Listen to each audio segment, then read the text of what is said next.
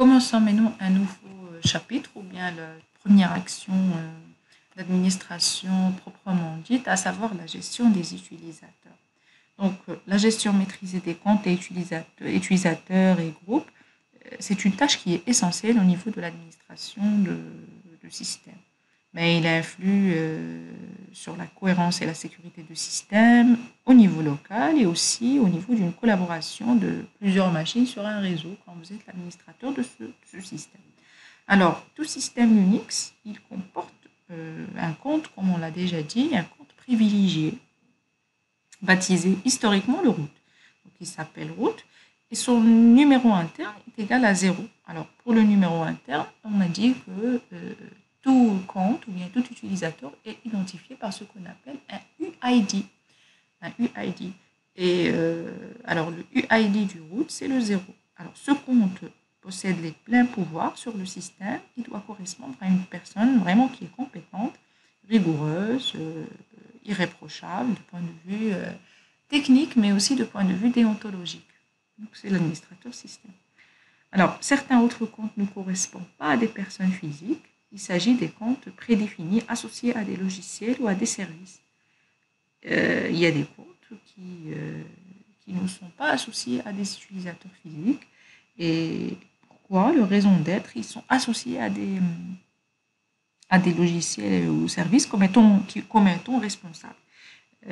Donc là, on parle de propriétaire pour certains processus, fichiers assurant par exemple la modularité ou bien la sécurité au niveau du système.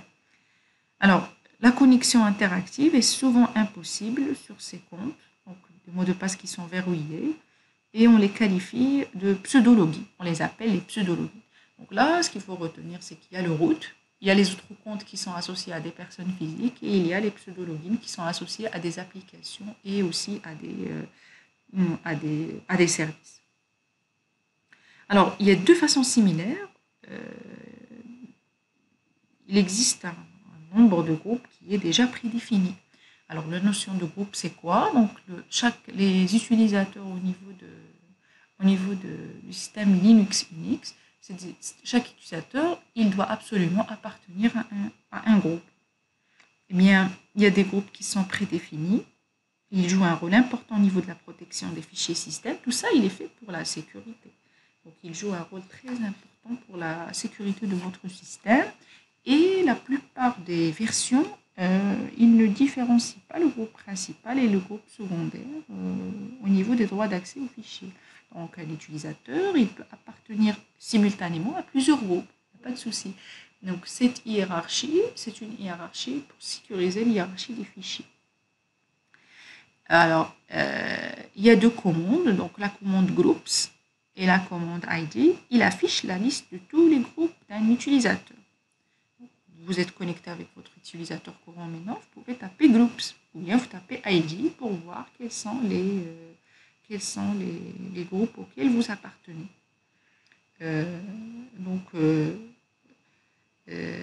Bien sûr, autrefois, c'était pour l'utilisateur, il devait appartenir à un seul groupe, mais non. Donc, un utilisateur, il peut appartenir à plusieurs groupes en même temps.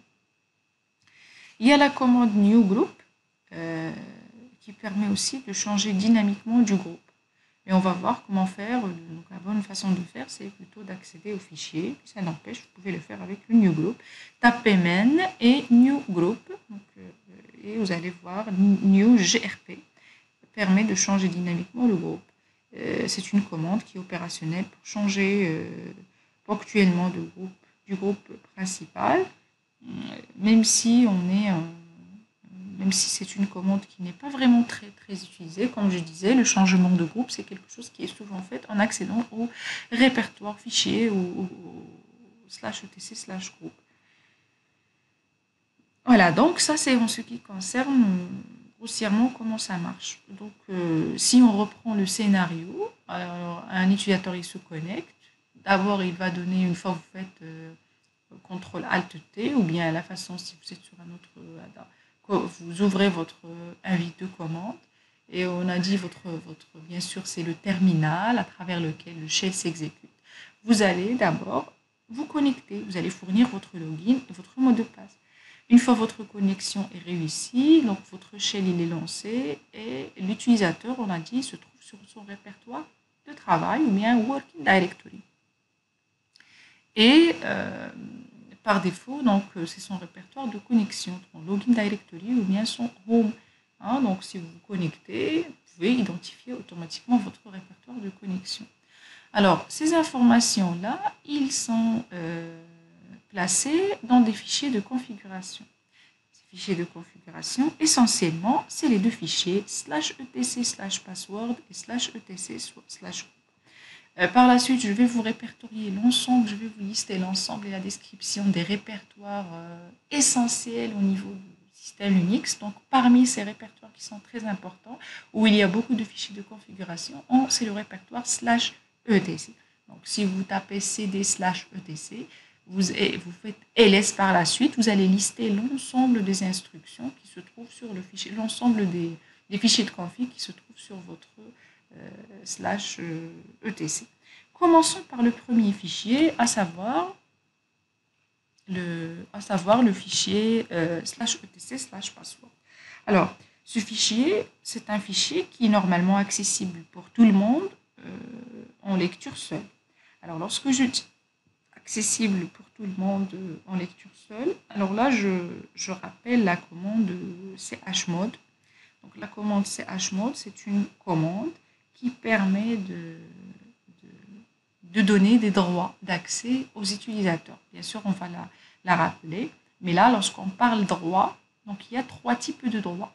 Il y a un droit de lire, il y a un droit d'écrire, et il y a un droit d'exécuter. Donc ces 3 droits, bien sûr, il y a des droits qui sont particuliers, on va l'expliquer, mais ça, c'est l'essentiel. Les 3 droits. Alors, le fichier /etc/password, comme c'est un fichier de config, donc il doit être accessible en lecture seule pour tout le monde. Et bien sûr, beaucoup de commandes ont besoin de pouvoir de lire pour exécuter la chose. Chaque ligne de ce fichier décrit un compte utilisateur et elle est constituée de 7 champs qu'on va décrire tout de suite.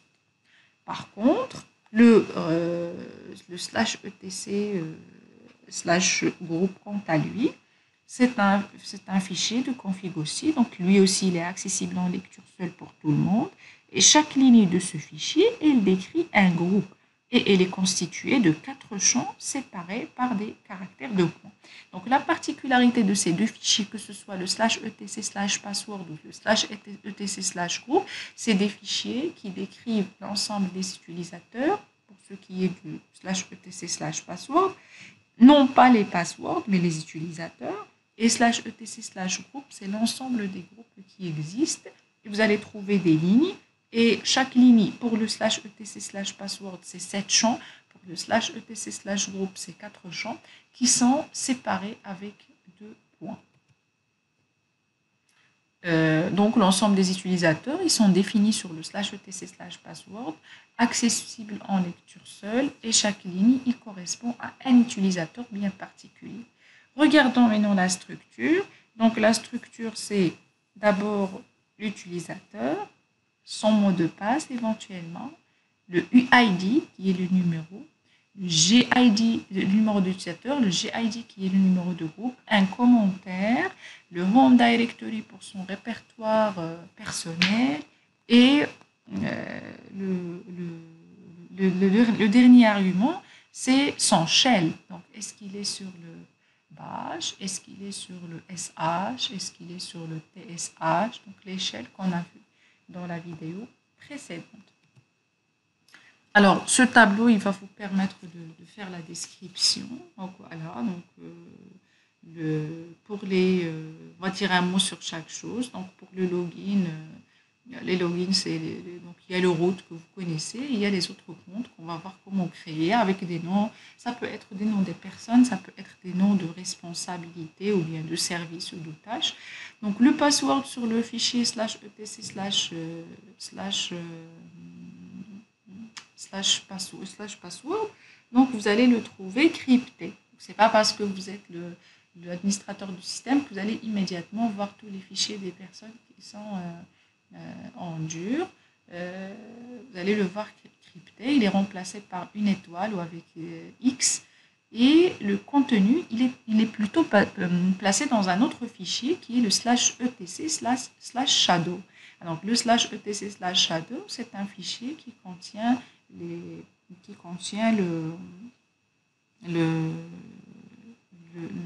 mots de passe des utilisateurs. Alors, s'il est absent, donc ça veut dire que il n'y a pas de mot de passe pour cet utilisateur.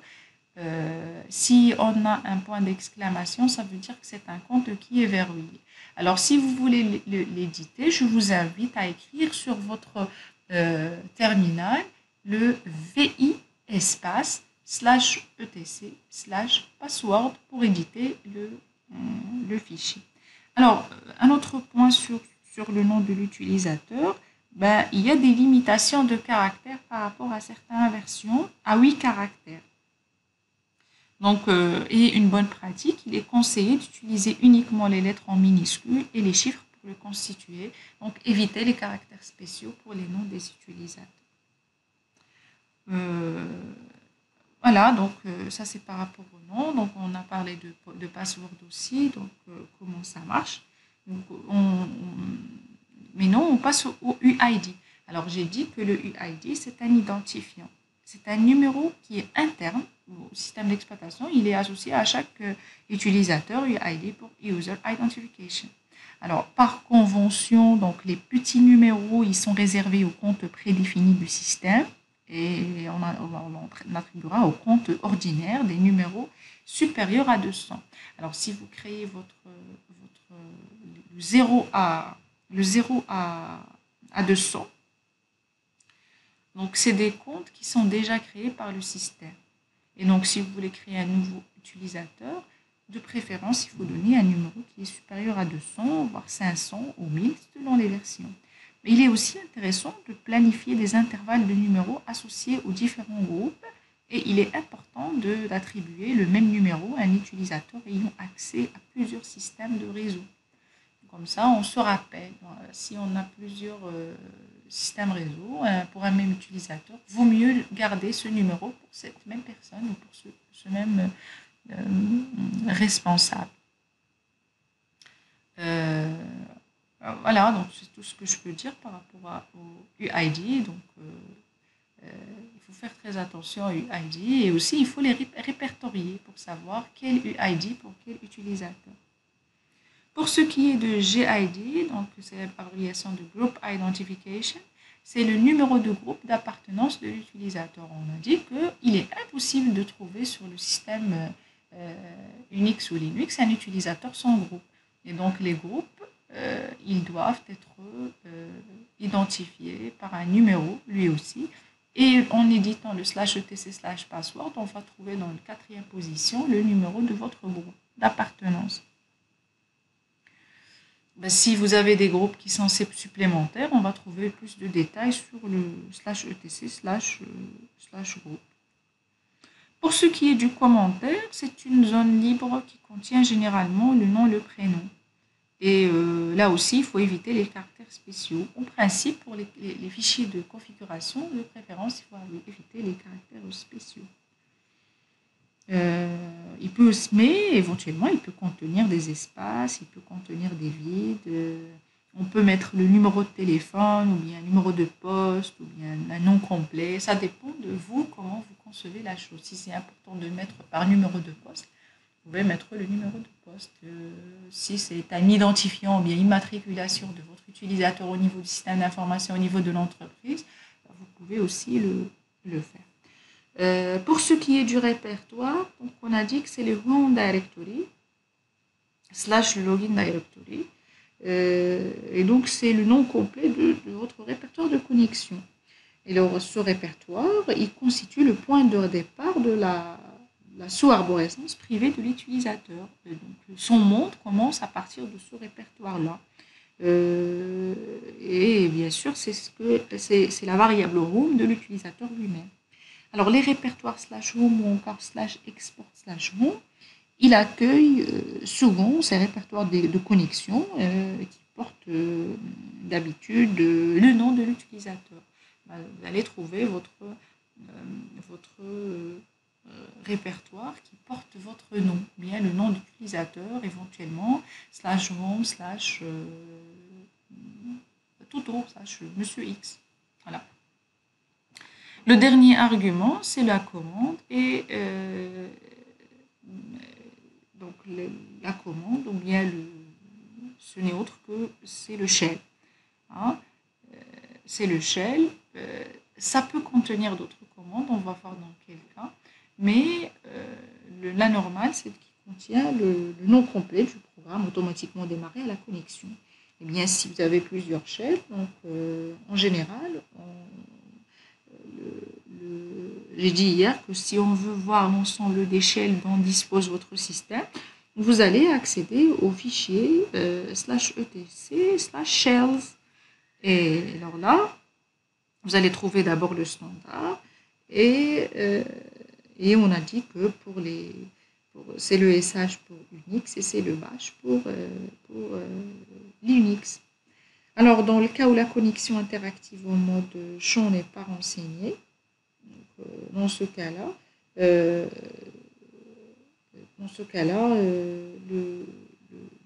mot texte n'est pas très sollicité. Donc, par exemple, dans le cas des pseudo-logins ou bien des comptes de messagerie, donc là, vous allez trouver une bonne protection qui va plutôt indiquer un programme qui se termine immédiatement. Donc, c'est une façon, pour ne pas trop s'attarder sur la chose, c'est une façon pour empêcher l'exécution de commandes en se connectant avec ce pseudo-login. Donc souvent, vous allez trouver dans la partie commande /bin/false ou bien /bin/no-login ou bien le /dev/nul. C'est des façons pour boucler les pseudo-logins. Alors, pour la gestion des utilisateurs, alors les groupes sont définis au niveau du fichier /etc/groupe. Ils sont accessibles en mode lecture seule et chaque ligne décrit un groupe au niveau du /etc/groupe. Et quoi d'autre? Donc, c'est une structure aussi qui est hiérarchique, mais généralement, c'est très important pour un administrateur de système de maîtriser pour chaque utilisateur quel est le groupe auquel il appartient. Donc là, je vous invite à éditer les deux fichiers en utilisant VI. Donc VI/etc/group et VI/etc/password. Et bien sûr, tout en restant connecté avec l'utilisateur que vous êtes sans être root et voir le contenu. Alors, pour ce qui est des groupes, donc là j'ai dit qu'on a principalement 4 arguments. Et là, pour les 4 champs, c'est le nom de l'utilisateur, hein, comme on le voit ici, donc avec une séparation en 2 points. Donc le groupe de l'utilisateur, le nom de l'utilisateur en question, le numéro du groupe et la liste des membres. Okay. Donc là, pour le groupe, d'abord on va trouver le nom du groupe, une appellation et non pas un identifiant. Alors pour le deuxième champ, donc c'est anciennement, donc c'était destiné au password, mais dans les versions actuelles, on va juste trouver le nom de l'utilisateur. Ou bien on va trouver un caractère, un X, ou bien un point d'exclamation, ou bien étoile. Donc là, je vous invite à taper pour voir la chose. Donc, dépendamment de la version où vous êtes, soit vous allez voir les mots de passe des utilisateurs, et j'estime que ça va être rare, hein, avec des nouvelles machines virtuelles ou bien des nouvelles versions ou distributions que vous avez installées. Sinon, vous allez trouver le nom du groupe. Vous allez trouver par la suite étoile ou bien point d'exclamation ou bien X. Et puis, vous allez trouver l'identifiant du groupe qui est le numéro associé au groupe. Et alors là, un mot à dire encore pour l'identifiant de groupe. Donc, c'est un numéro. Principalement, il désigne le groupe principal de l'utilisateur qui correspond au 4e champ de sa ligne dans le fichier. Donc, dans le fichier /etc/password, donc, on peut faire une double navigation ou bien un mapping entre les deux fichiers /etc/group et /etc/password. Et là, par convention, les petits numéros, ils sont réservés au groupe prédéfini du système et on attribue au groupe ordinaire des numéros qui sont supérieurs à 200, bien supérieurs à 500, bien supérieurs à 1000. Donc, ayez le réflexe en tant qu'administrateur et pour les GID et pour les UID de faire des nombres qui sont supérieurs à 200 pour laisser le 0 à 200 aux utilisateurs qui sont déjà créés par le système. Pour ce qui est des listes des membres, alors, il peut être vide, donc il y a possibilité que je trouve une ligne avec le 4e champ qui est vide, et dans le cas contraire, il va contenir une liste de comptes avec une séparation en virgule des différents utilisateurs. Donc pour lesquels soit le groupe il est principal ou bien il est supplémentaire sans problème. Et même si cela ne constitue pas une erreur, donc il est inutile de mentionner ici un compte pour lequel le groupe est déjà le groupe principal. Donc il est plutôt réservé pour les groupes qui sont facultatifs ou bien supplémentaires.